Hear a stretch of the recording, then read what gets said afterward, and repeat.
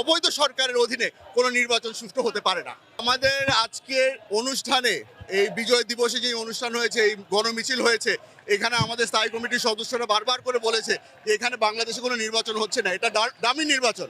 এখন ডামিদেরকে দিয়ে নির্বাচন করানো হচ্ছে, তো আপনারা ভালো মতনই বুঝতে পারছেন যে এখানে নির্বাচন না, এখানে একটা পাতানো খেলা হবে।